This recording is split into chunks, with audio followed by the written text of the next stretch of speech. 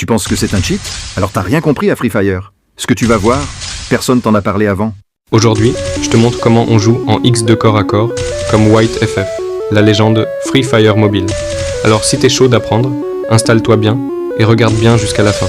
Parce que si tu rates un seul détail, t'arriveras jamais à maîtriser la technique comme White FF. Tu connais pas White FF? Alors t'es clairement un nouveau joueur. White FF, c'est une légende du mobile. 7 ans qu'il est sur Free Fire, tout comme moi. Mais il y a une différence. Lui, il a carrément inventé une technique de ouf, le scope X2 corps à corps. Maintenant, place au tutoriel. Important, les meilleures armes pour cette méthode, UMP et Mac 10.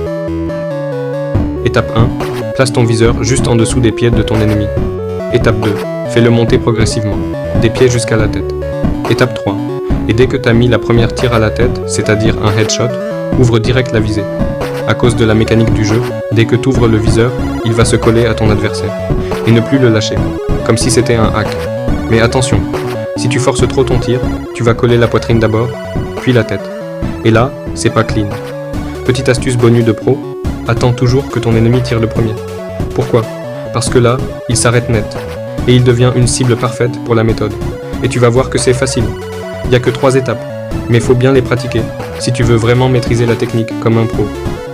Alors enregistre cette vidéo dans tes favoris, partage-la à tes potes, et surtout, commente si t'as bien compris l'astuce. Et si t'as pas tout capté, pose ta question en commentaire, pas en message privé, je réponds direct sous la vidéo. Souviens-toi, on apprend chaque jour pour devenir pro un jour. Le jeu, c'est comme les études, faut bien pratiquer, bien comprendre, pour vraiment progresser. Alors au lieu de traiter un joueur de hacker, apprends sa technique, parce que toi aussi, tu peux le devenir. Et peut-être qu'un jour, ce sera ton nom qu'on retiendra comme une légende. C'était Kanzaki.